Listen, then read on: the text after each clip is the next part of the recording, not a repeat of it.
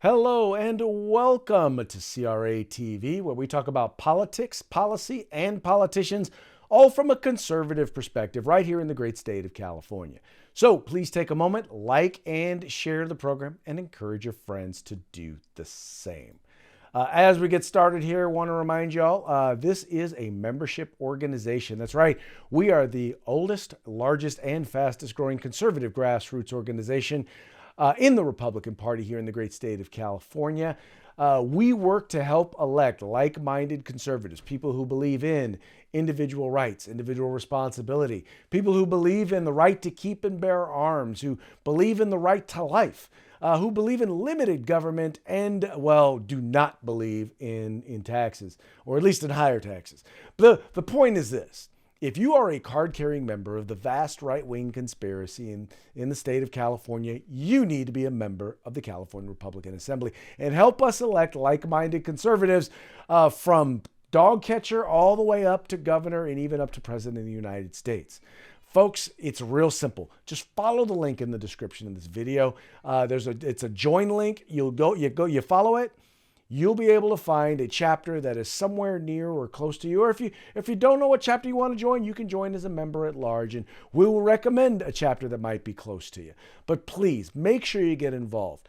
Look, there is no us without you. So we need your help. We need you to be involved. Just remember, if you're not part of the solution, you're part of the problem. Don't be part of the problem. Become a member today. Speaking of being a member, if you are planning on, well, let me clarify. If you are planning on attending the California Republican Party Convention, which is going to be taking place coming up April 22nd through the 24th, and you are a member of the California Republican Assembly and would like to be a delegate, an associate delegate to that convention, there's all sorts of benefits to that. But you want to make sure that you follow the link in the description about how to become an associate delegate. We're looking for members of the California Republican Assembly to be associate delegates.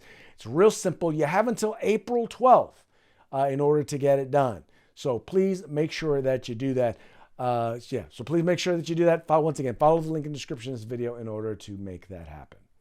Finally, Assembly Bill, we've talked to you about Assembly Bill 2223, which would basically provide legal protections for those who have committed infanticide.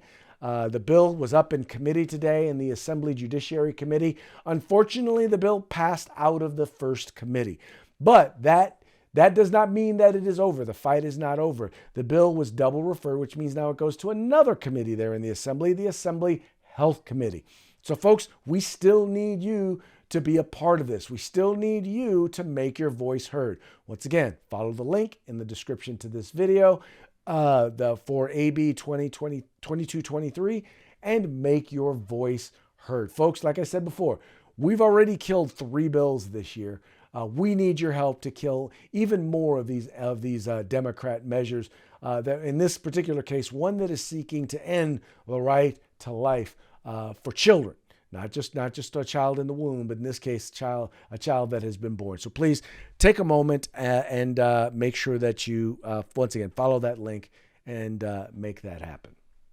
All right, let's get on to today's interview. Now you might have noticed that we're doing back-to-back shows, right? Normally we do the show about once a week. We don't do it quite as often. But here's what's happening. As you saw, the California Republican Party convention is coming up, and we held our statewide convention. The CRA held our statewide endorsing convention a little over a week, or about a week and a half ago, almost 2 weeks ago. And we're trying to help you to get to know and see who all of these candidates are before the California Republican Party actually makes their endorsement. So if you are a delegate, or if you know someone who is a delegate, you can say, hey, you need to check out who CRA is supporting. So as soon as we get them interviewed, as soon as we can get them on, we're bringing them to you. So with that, I would like to welcome to the program the CRA endorsed candidate for Secretary of State, and that would be Ms. Rachel Hamm. Rachel, welcome to the program. Thank you so much for having me, Craig. I'm excited to be with you. Fantastic, fantastic. I have to tell you, I really enjoyed your speech at the CRA endorsing convention.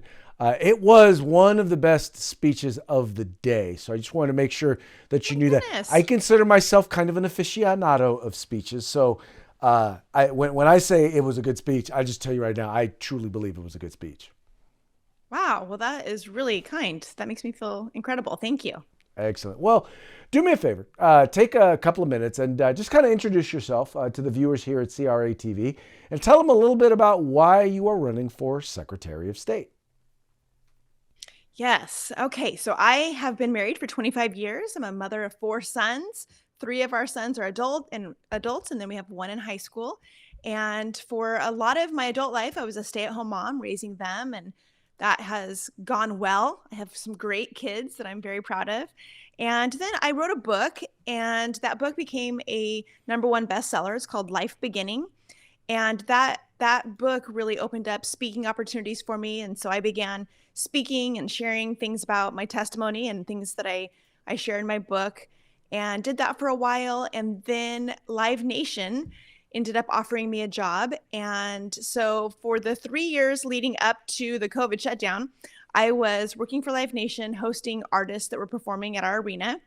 And it was just a total blast. I love music. And so it was so great to be paid to go to concerts and hang out with famous people, like pretty cool stuff. So that was great until the lockdowns and everything came to a screeching halt, which was, really quite disappointing for everybody.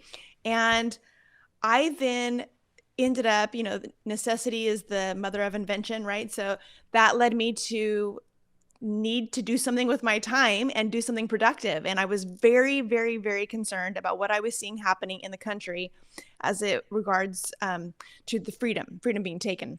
And this is a little bit weird, okay, but I am a prophetic dreamer. So I see things, I have my whole life. I see things in my dreams sometimes before they happen. So I had seen COVID in my dreams July 13th, 2019. So I felt like I knew immediately that they were lying to us and that something was really wrong in the dream. It had shown very clearly that an illness had been created, brought into our country with the intention of killing people, yes, but really taking our freedom was the goal. And so I began talking about that, and I started the YouTube show so that I could talk to more people about it. And so I started that, and that led me to make some political connections because I was talking a lot about both spiritual things and political things on my show. So I met with some political people, and through those relationships and through what I would just say is a divine calling, I decided to run for Secretary of State. I really felt like I was being called to do that because there was something seriously wrong with the election systems. The majority of Americans believe we do not have honest elections. That's a huge problem. Even if it's not true, it's a huge problem if they believe it, right? Like even if it's just a perception problem, it's a problem nonetheless. So I really felt like the Secretary of State position was such a key to everything, to keeping a republic, to staying a free people. And I felt like if you owned the Secretary of State position and you're corrupt, then potentially you could own all the positions if you're willing to let votes be manipulated. So I felt like it was the most important role that we could focus on right now. So I stepped up to run. Excellent. Well, and it's true. I think the biggest thing and one of the things that makes our form of government work is the peaceful transfer of power. And if we as a people cannot have faith in that, in the process, in the selection process of those leaders, how do we then know that the transfer of power is legitimate? What are some of the concerns you've noticed in terms of California and how elections are handled here? And what are some of the changes that you would like to make to address those concerns? Well, my first big concern is the voting machines. And the reason I'm so concerned about that is because I am friends with a group of cybersecurity experts, many who have worked at the highest levels of our government, who have shown me how the machines can be hacked. And not only can they be hacked, but they can be hacked very, very easily and very quickly. And so I really, it's a national security problem for our country to have these machines in place and being used for our elections, because if they can hack those machines, then another country, say, could hack our machines. So I'm very concerned about the fact that the machines are still being used, even though we know very clearly they are a huge vulnerability for us. So that's the first biggest concern I have. I also really think we have to have voter ID. That's not something I, as Secretary of State, could just implement, but it's something that I would advocate for with the legislature, because again, the majority of Americans, over 80% of all Americans, left and right, agree that we need voter ID. It's just common sense. It helps eliminate a whole bunch of opportunities for cheating, and just would give us a much cleaner election. If we have to prove who we are, maybe, have to prove that we're an American citizen in order to be able to be registered to vote. Those are some again, like kind of common sense, basic things that should happen. But right now that's not happening. In fact, right now, as people are enrolled into social services, they're also simultaneously registered to vote. And when they're registered to vote, they are not allowed to ask them if they are an American citizen. That's just total insanity to me. It makes no sense. And we need to change that, along with, I think, going back to single day voting, no month of voting, and small precincts, no big voting centers. Those are some of the things that I would like to focus on. Well, it's interesting that you say that, because there's a couple of issues. Number one, with our motor voter law, I mean, the Secretary of State, the previous Secretary of State, who's now our U.S. Senator Padilla, their department admitted that tens of thousands of people who were not eligible to vote in our elections were actually cast ballots. And that's not even to include probably the hundreds of thousands of people that were actually not supposed to vote in our elections who actually registered to vote. What are some things that you would do in order to address that issue specifically? Well, my views are a little bit controversial when it comes to voter registration. Everyone is wanting to make it as easy as possible and kind of appeal to the lowest common denominator of the easiest way to get as many people registered as possible.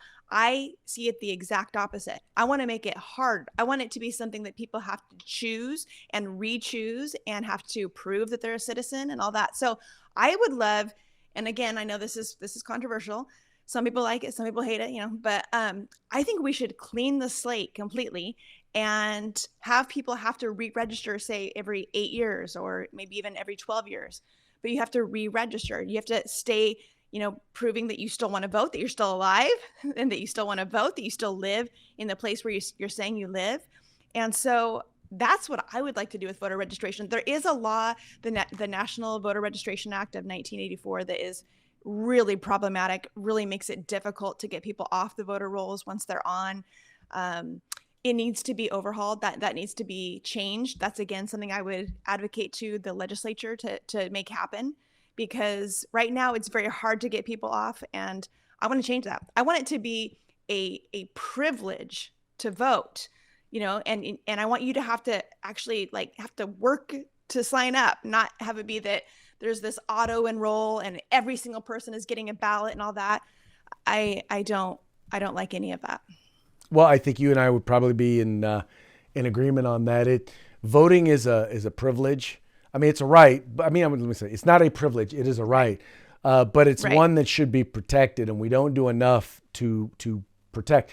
There are people out there who are like, look, do we really want people for whom you have to make it so incredibly easy that anybody can do it? Is that who we really want voting? Or do we really want people who are going to take the time, who really are going to cherish the vote and are actually going to take it seriously, who are going to, take the time to read the information and the ballot information and whatnot before they decide they're going to be voting a certain way? I, for one, would rather have more informed and engaged voters than less. Yeah. But I also believe that, and I think we as an organization believe that voter integrity is as important, if not more important, than making it. We want everybody who is eligible to vote to be able to vote. Having said that, we also believe that voter integrity is important, because we also don't want people who are not supposed to vote to be able to vote. Now, and with the that, key there too, the education. I'm sorry? I was going to say the education part of it is so important because we do want people who are actually looking into what they're voting on, the people that they're voting on, the legislation. You know, like they really need to be educated. And when we do the system that we're doing now, it causes people who are not educated on what's going on and they don't even maybe care, you know, enough to look into it, and then they're voting on things. So that's same day registration. It's like, I think so much of this right that I'm going to register the same day and vote. But if I didn't think about doing it beforehand, how much have I really bothered to inform myself? Just saying. Hey, how do folks find out more about your campaign and get behind you, support you, and donate? Thank you. So my website is rachelhammsos.com, and Rachel is spelled Rachel, and then Hamm is with 2 M's, Hamm, and then SOS.com. So rachelhammsos.com. SOS stands for Secretary of State and for help, because I kind of feel like we're in a situation where we need some help. So that's my website. And then on Instagram, I'm the Rachel Hamm. I'm on Getter, also as the Rachel Hamm. Twitter is Rachel Hamm SOS. And I have a Facebook page, have a YouTube channel, the Rachel Hamm channel. And am I forgetting any of them? I think that's a Rumble channel. Also, I've had to start the Rumble channel when YouTube decided they didn't like free speech. So yeah, we know that. We know that to be the case. We have been challenged ourselves. But in any case, thank you so very much. Just so you know, folks, there is a page, and you can follow it on the link in the description of this video. There's a link to a page that we have on our website where every time Rachel is in the news, we will make sure to get it out there and let you folks know about it. But make sure you go to her campaign page. Make sure you donate. Make sure you support her campaign. Thank you so much for coming on the program. Thank you so much for stepping up and being willing to engage in the making of the sausage that is running for office. Yes. Thank you for saying that. I appreciate it. And thank you so much for the endorsement from the California Republican Assembly. It was such an honor. I really feel like I align with you much more than the state GOP. So thank you so much. Meant a lot. There's a reason why we consider ourselves to be the Republican wing of the Republican Party in California. Yes. In any case, ladies and gentlemen, Rachel Hamm. Thank you. All right, well, that's going to be it for this edition of CRATV. We very much appreciate you tuning in. We appreciate you liking and sharing and encouraging your friends to do the same. Please let folks know about the California Republican Assembly. We are the conscience of the Republican Party. Talk to you again real soon.